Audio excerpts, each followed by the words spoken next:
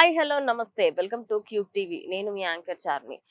నేను ఒక పర్టిక్యులర్గా ఒక ప్లేస్కి వద్దాము అని ఎప్పటి నుంచో అనుకుంటున్నా కూడా నాకు టైం అనేది పర్ఫెక్ట్గా దొరకలేదు. అండ్ ఈరోజు నేను అనుకున్నట్టుగా ఈ ప్లేస్కి వచ్చాను. ఉస్మానియా యూనివర్సిటీలో ఉస్మానియా దగ్గరనే మనకు ఒక స్పెషల్ అంటే ఒక స్పెషల్ వ్యక్తి కాదు, ఒక స్పెషల్ ప్లేస్ ఉంది.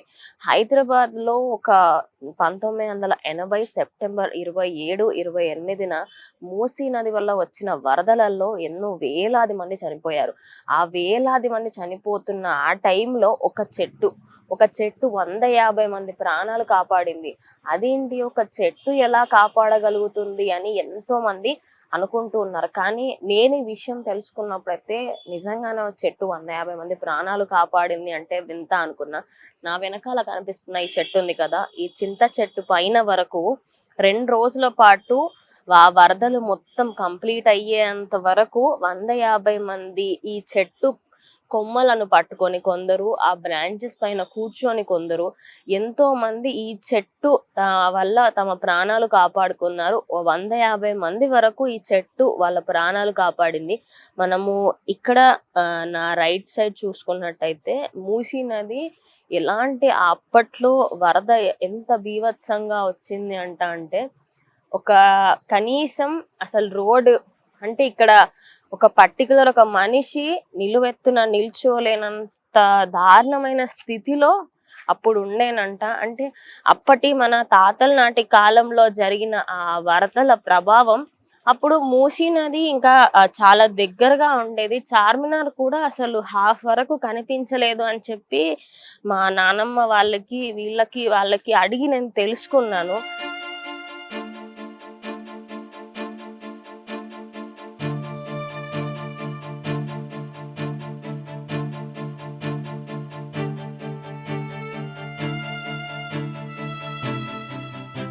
సో మనం ఉస్మానియా హాస్పిటల్స్లోని సూపరింటెండెంట్ డాక్టర్ నాగేంద్ర సార్తో ఉన్నాము. అంటే 1908 సెప్టెంబర్ 27న జరిగిన ఆ ఫ్లడ్స్ గురించి సార్తో మాట్లాడి తెలుసుకుందాం. మూసీ నదిలో జరిగిన ఆ ఫ్లడ్స్ గురించి, అసలు ఆ రోజు ఏమైంది ఏంటి అనేది చాలామందికి తెలియట్లేదు.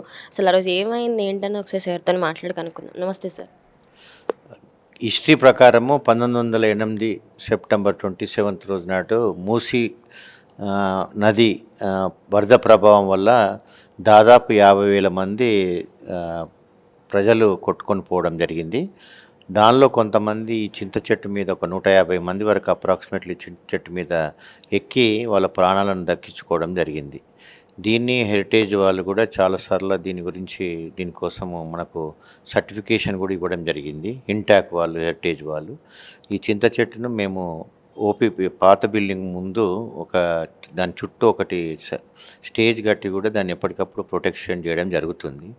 చుట్టుపక్కల పార్కుల నిర్వహణ కూడా బాగానే చేస్తున్నాము. ఎందుకంటే పాత బిల్డింగ్ క్లోజ్ అవ్వడం వల్ల ఈ మధ్యకాలంలో అటు సైడ్ తిరగడము, పేషెంట్లు కానీ, రోగులు కానీ, డాక్టర్లు కానీ రావడం లేకపోవడం వల్ల ఈ పార్కును అప్పుడప్పుడు క్లీన్ చేయడం జరుగుతుంది.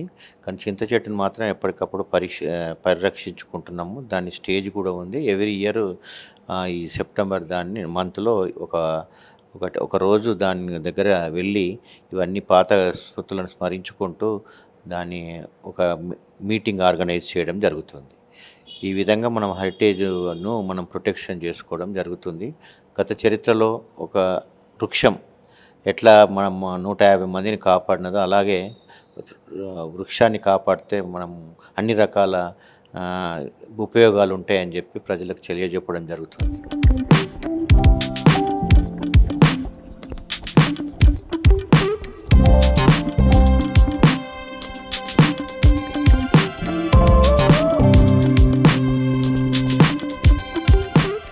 అయితే ఊర్లలో కానీ ఎక్కడైనా కూడా చింత చెట్లు కనిపించగానే పెద్ద పెద్దగా ఉంటాయి అని చెప్పేసి మనం నరికేస్తూ వస్తున్నాము. కానీ 50,000 మందిని వరదలలో కొట్టుకుపోతున్నప్పుడు ఈ ఒక్క చెట్టు ఒక 150 మంది ప్రాణాలు కాపాడింది. ఒక్కసారి ఊహించుకోండి, ఇలాంటి చెట్లు ఒక 10 ఉండుంటే ఎంతో మంది ప్రాణాలు ఒక చెట్టు కాపాడింది అంటేనే అది వినడానికే ఎంత బాగుంది. కానీ మనము డిఫారెస్టేషన్ అంటూ చెట్లని కొట్టేస్తున్నాము, ఇల్లు నిర్మించడానికి చెట్లని కొట్టేస్తున్నాము. కనీసం మన ఇంట్లో కూడా ఒక మామిడి చెట్టు కూడా ఉండట్లేదు. ఈ విషయం తెలిసిన తర్వాత అయినా కొందరిలోనైనా మార్పు వస్తుంది. లేదంటే మార్పు అనేది ఎంతో పెద్దది కాదండి. ఇంట్లో మీ బర్త్డే రోజు కానీ ఏదైనా ఒక రోజు ఒక చిన్న ప్లాంట్ ని నాటండి. అది ఒక రోజు ఖచ్చితంగా పెద్దగా అయ్యి అది మీకే షాడోని ఇస్తుంది. అలాగే ఇలాంటి విపత్తులు వచ్చినప్పుడు రావాలని కోరుకోనులేండి, వచ్చినప్పుడు మాత్రం మనకి షాడోని, ఫుడ్ ని, అన్నిటిని ఇస్తుంది. సో చూసారు కదా, ఇది ఇవాళటి వీడియో. ఇంకోసారి మళ్ళీ కలుస్తాం. Until then keep watching Cube TV.